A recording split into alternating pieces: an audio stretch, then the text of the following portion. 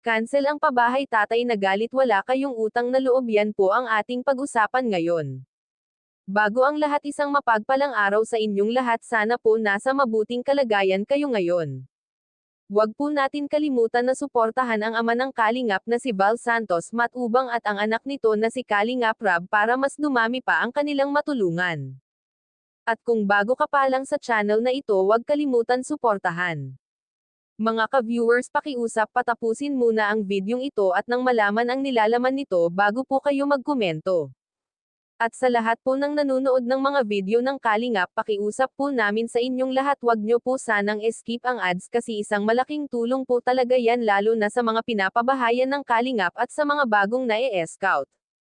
Mga Kalingap, ngayon po ay pag-usapan natin ang tungkol sa magkakapatid na Tres Marias na binansagan na 3 zombie. So ayun na nga mga ka-viewers, pahirapan pa rin po ang pakikipag-usap sa tatlong magkakapatid na ito. Hindi namin alam kung ano talaga ang dapat gawin para lang may magbago sa kanila kahit kunti po. Yung tipong kahit papano po hindi na sila kagaya ng dati. Kaso parang ganun pa rin po ang ginagawa nila sa amin kapag nandyan kami sa kanila. Kahit gumawa ng paraan para lang sila makatawa, wala pa rin po talagang matigas pa sa bato sila. Marami nga ang nagsasabi na wag na silang tulungan kasi kahit po sila nahihirapan na rin kapag napapanood nyo ang video namin sa kanila. At marami po nagsasabi na wag na ituloy ang pabahay sa kanila kung ganyan lang naman ang ginagawa nila kay Kuya Rab.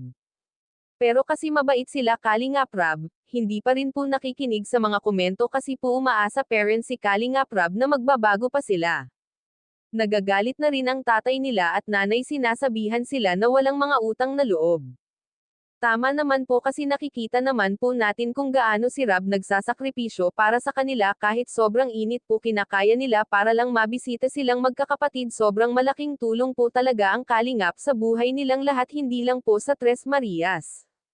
Lalo na yung bigas, grocery at pera, malaking tulong talaga kasi alam naman po natin kung ano ang trabaho nila, so kung hindi sila magbabago at hindi nila tulungan ang mga sarili nila, paano na kahit pag-aaral hindi sila makapag-aral. Kita nyo naman po, isa lang ang marunong magbasa sa kanilang tatlo tapos ang edad nila hindi na angkop sa grade nila mga ka-viewers, kaya talagang pinipilit ni Rab na sanayin na nila ang sarili, lalo na ngayon magpapasukan na. Siguro kung hayaan lang sa'il hindi po sila makakapag-aral kung hindi sila magbabago mga Kalingap, so panoorin po natin ang maikling video na ito. Salamat po kay Ang alam ko nakakahanap na po ng lupa si Kuya Red Zane. So, hintay lang tayo na ha. Opo. At tutulungan po namin kayo na magkaroon ng sariling bahay. Okay ba yun? Dito ka, Chris. Pasok ka muna dito.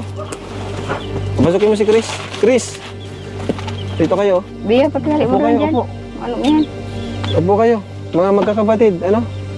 Yan, upo kayo dyan. Yan. O, di ba? Yan, maganda.